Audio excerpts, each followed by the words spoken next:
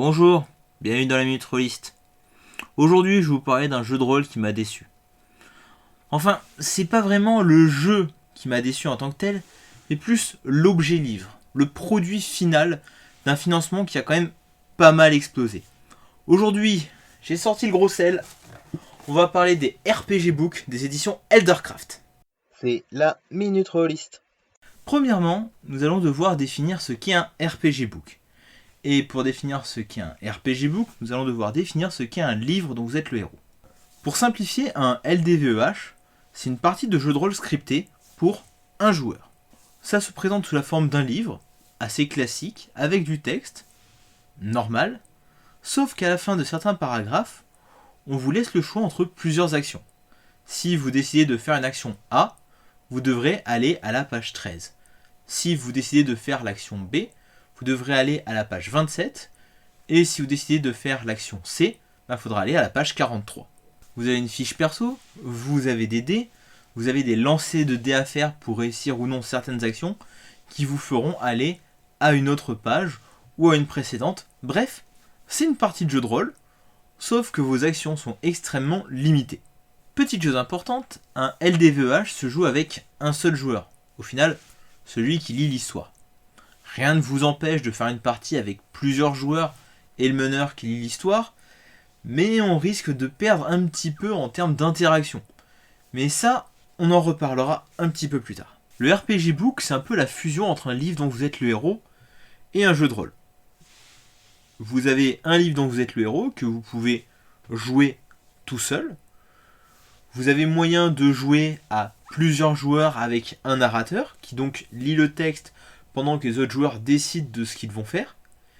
Et enfin, vous avez une version JDRisée du scénario afin de pouvoir maîtriser l'histoire en tant que meneur à une table dans des conditions tout à fait classiques pour une partie de jeu de rôle.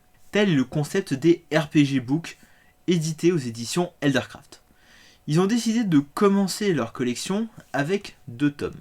Pour commencer, on va prendre du classique, on va pas prendre du Medfan, on va prendre du Cthulhu, avec le Pacte d'Innsmouth. Pour les amateurs du maître de l'horreur, le Pacte d'Innsmouth se base sur la nouvelle Le Cauchemar d'Innsmouth. Il faut savoir qu'une partie du texte original a été repris tel quel pour les descriptions, ce qui est une bonne idée. Ensuite, nous avons Outzer l'Exil, basé sur le jeu vidéo Outzer. Ici, nous allons quitter notre bonne vieille Terre pour partir dans l'espace, avec tous les risques de mort qu'implique un tel voyage. Les 2 histoires sont de qualité, bien écrites, bref, tout ce qu'on peut attendre aujourd'hui d'un livre dont vous êtes le héros. Maintenant, parlons système. C'est très simple, les personnages ont 3 caractéristiques et 13 compétences. Les habituels corps, esprit et intelligence vont devoir s'allier aux classiques acrobatie, charme et autres pistages afin de progresser dans vos aventures. Vos 3 caractéristiques sont représentées par un dé, D8, D10 ou D12. Lorsque vous faites une action, vous lancez le dé de la caractéristique qui correspond, et si vous posez une compétence qui peut vous aider, cette dernière vous donnera un bonus de plus 1, plus 2 ou peut-être même plus 3. De même, les objets et équipements que vous possédez pourront eux aussi vous donner des bonus. Dans les RPG Books, il y a 2 types de tests, les tests dangereux et les autres. Si vous faites un test dangereux et que vous échouez, vous subirez des blessures égales au seuil de difficulté moins le résultat de votre test. Du coup, ça peut aller assez vite. Concernant le mode multijoueur, c'est plutôt bien pensé. Un joueur est le délégué, c'est lui qui lit l'histoire, jusqu'à ce qu'on change de délégué lorsqu'un test unique ne peut être effectué que par une seule personne. Et du coup, on change de délégué comme ça. De même, le seuil de difficulté varie en fonction du nombre de joueurs. Maintenant, parlons de la gamme. Désolé, je vais commencer à m'énerver.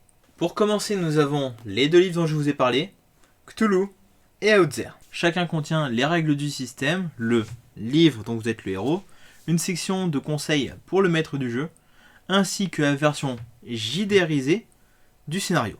Chaque livre est fourni avec ses petits pré-tirés, afin de pouvoir jouer autant en solo qu'en multi. Chaque tome coûte 30€, et pour ce que c'est, c'est un plutôt bon prix, soyons honnêtes. Ensuite, nous avons les versions collector.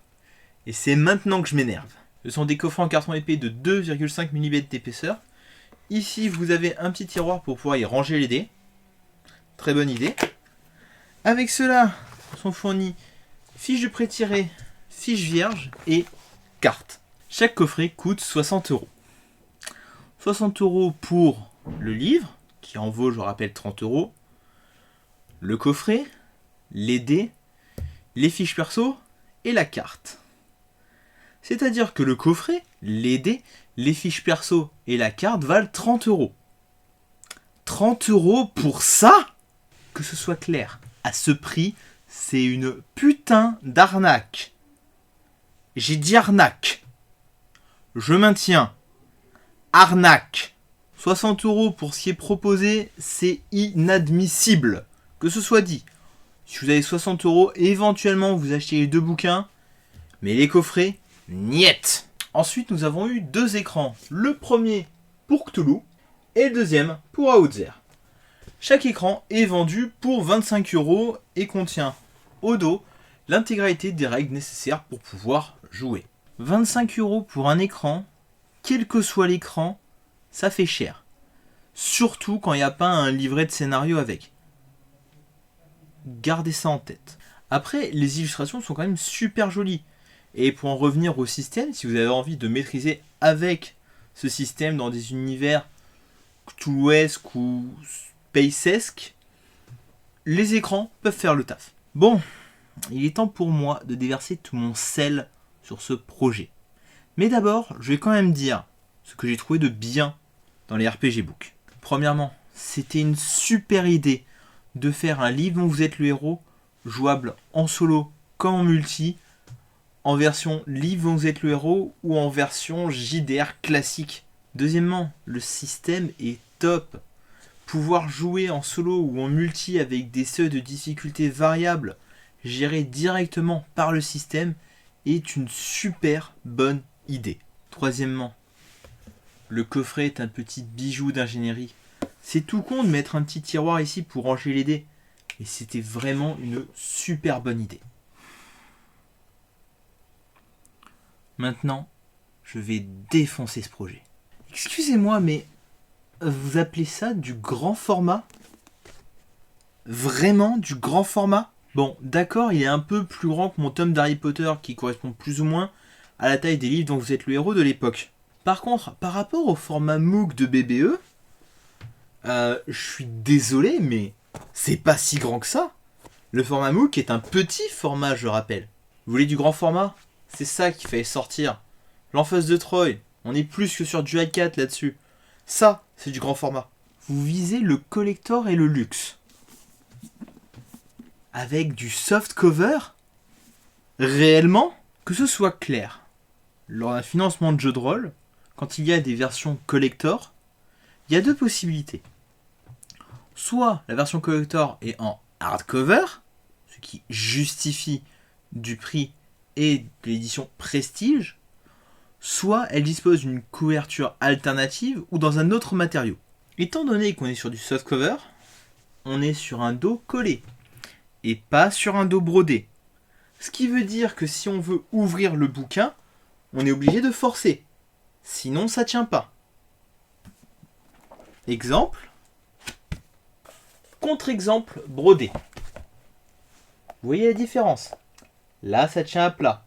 Là, on peut lire le contenu. Dans l'autre, on est obligé de forcer, de plier et donc de défoncer le dos. Alors on va me dire, oui, ça aurait coûté plus cher de faire un dos brodé, de faire du hardcover, ça coûte de l'argent. On ne peut pas se permettre à ces prix-là de faire du hardcover, du dos brodé et de proposer à ce prix. Il y avait des solutions et je vais vous les donner. Déjà le coffret, carton, 2 mm 5 d'épaisseur, ok, c'est de la bonne cam. Réduisez l'épaisseur. Faites le coffret un peu moins épais et utilisez le carton généré pour faire le hardcover. Ok, je déconne. Mais un coffret qui coûte moins cher, c'est de l'argent dégagé qui peut être investi pour faire du hardcover. Lors du financement participatif, il y a des illustrations couleurs qui ont été débloquées, qui se trouvent à la fin des bouquins. Ok, c'était cool, c'était sympa, mais par contre, en termes de lecture et de praticité au vu du bouquin, au vu du fait que ce soit du softcover, c'est inaccessible, inutilisable. On fait comment pour donner ça à ses joueurs? C'est très simple, on les met hors du bouquin. Vous auriez dû prendre toutes les illustrations, vous les imprimiez à part, en ex-libris, et du coup ça vous aurait coûté moins d'argent à mettre dans le livre, parce que je pense ne pas me tromper en disant que mettre des pages supplémentaires dans un livre, ça doit coûter plus cher de les mettre dans le livre que de les mettre à côté, surtout quand c'est des pages couleur dans un livre en noir et blanc, je le rappelle. Et du coup, vous vous servez de l'argent dégagé pour passer sur du hardcover. Je pense qu'il devait y avoir moyen de réduire légèrement le grammage du papier, peut-être condenser un petit peu plus certains textes, pour gagner un petit peu en taille, en place, et donc faire des économies pour pouvoir passer sur du hardcover. Rien qu'avec ces 3 points, je pense qu'il y avait moyen de passer sur du hardcover sans pour autant exploser le budget. Si le bouquin avait été en hardcover, là on aurait pu parler de produits de luxe. Là on aurait pu parler de produits collector. Présentement, pour moi, c'est pas le cas. Reparlons du fourreau. Alors, c'est cool, bien étudié, bien pensé. Par contre, c'est normal que mes bouquins aient été endommagés lorsqu'ils ont été mis dans le fourreau et qu'ils soient arrivés avec un angle corné. Bon, ok, j'exagère peut-être un petit peu, mais ça fait quand même chier de payer 60 balles pour recevoir un coffret avec un bouquin à l'intérieur qui a été corné pendant le conditionnement. 60 balles, que dis-je ? Là, je vous présente l'intégralité de la gamme. La gamme complète, elle coûte 180 €. 180 € pour recevoir des bouquins cornés, ça fait chier. Cornés et en softcover. Pour le même prix, Nephilim Legend, vous avez 6 ou 8 bouquins hardcover complets dans un énorme fourreau. J'aurais peut-être dû prendre ça en fait. Bref, des coffrets de qualité, mais beaucoup trop serrés.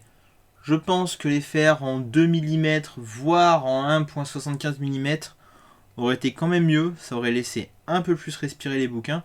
Et surtout, on aurait pu mettre les aides de jeu avec, parce que là, il n'y a pas la place. Donc c'est beau de sortir un coffret pour tout ranger dedans, mais si c'est pour mettre les aides de jeu à côté, à quoi ça sert ? Eh ben, je vais vous le dire. Enfin, du moins, je vais vous donner ma théorie sur la raison pour laquelle ces coffrets existent. C'est très simple, c'est pour masquer la tranche. Comme on l'a vu un peu plus tôt, le seul moyen de pouvoir ouvrir et lire réellement un RPG book, c'est de l'écraser et donc de plier, de tordre et d'endommager dans une moyenne mesure la tranche. Du coup, si on met le RPG book dans un joli coffret, qu'on met la tranche du joli coffret en avant et pas la tranche du RPG book, ça se voit pas qu'il a été ouvert, qu'il a été plié, qu'il a été utilisé.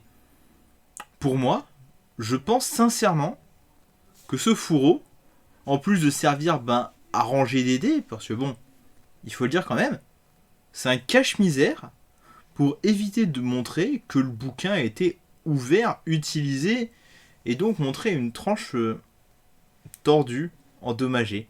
Maintenant, on va parler des écrans. C'est quoi ces irrégularités dessus ? Les 2 écrans ont plein de petits points, de petites irrégularités dessus. Genre des sortes de traces de colle ou de résidus de peinture dégueulasses. 25 € pour ça, vous n'êtes pas foutu de fournir des écrans qui ont été vérifiés au préalable ? Vous n'êtes pas foutu de passer par un imprimeur qui va pas vous laisser de la colle sur le matériel que vous demandez ? Merde ! En plus, 25 € pour un écran, comme je le disais tout à l'heure, c'est super cher. En plus, il n'y a rien qui va avec.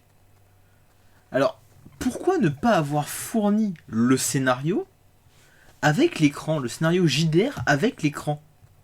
Ça aurait quand même été pas mal, non ? Parce que ce que je vous ai pas encore dit, c'est que le scénario JDR qui est dans le bouquin, déjà il se trouve à la toute fin. Donc, comme je dis, pour tenir ouvert ce bouquin, c'est un enfer. Mais en plus, vous avez des renvois sur le bouquin qui vous invitent à vous rendre à une autre page pour des descriptions, des informations complémentaires. C'est même pas dans le scénario, c'est juste une partie du texte, partie d'explication. Hop, on va en 0421. Hop, on revient, tac, tac, tac. On va en 0603.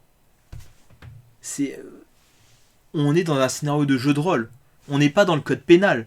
Je suis pas censé aller d'une page A à une page B à une page C à une page D pour pouvoir tout remettre ensemble et comprendre ce que j'ai à lire et à décrire. Maîtriser le scénario en mode jeu de rôle est une torture.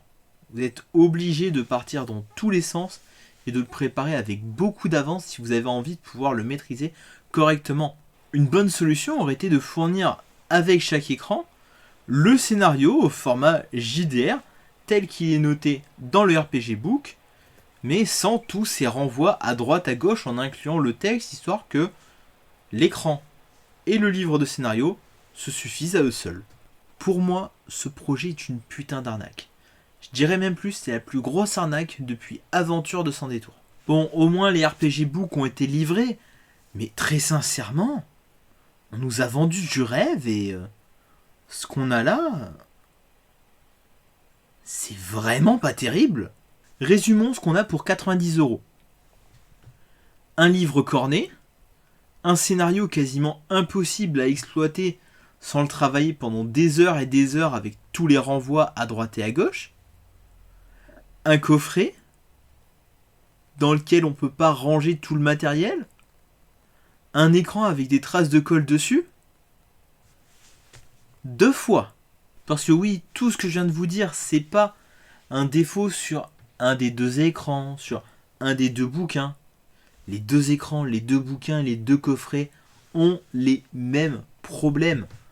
Pour moi, rien ne va sur cette gamme. Mon avis clair, net et définitif sur ce projet. N'achetez pas le coffret. N'achetez l'écran que si vous avez vraiment besoin d'un écran et envie de maîtriser avec ce système. Concernant le livre, pourquoi pas? Parce que concrètement, le vrai problème des RPG Book, c'est le matériel. C'est l'objet livre, c'est le coffret, c'est l'écran, c'est ce qu'il y a autour. Au niveau texte, il n'y a pas grand chose à redire.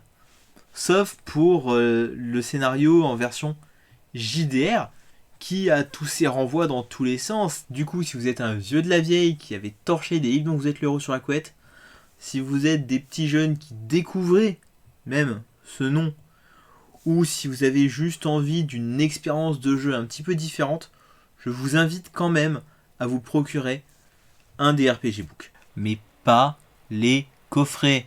C'est de la merde, je maintiens ce que je dis, c'est une arnaque. De mon côté, je vais revendre mes coffrets, revendre mes écrans, parce que c'est vraiment beaucoup trop cher pour ce que c'est.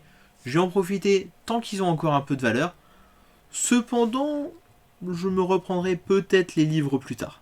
Sur ce, je vous dis à la semaine prochaine pour une nouvelle Minute Rollist. Nous parlerons d'un jeu de rôle qui se trouve dans le décor depuis le début, mais que vous n'avez peut-être pas vu. Ciao.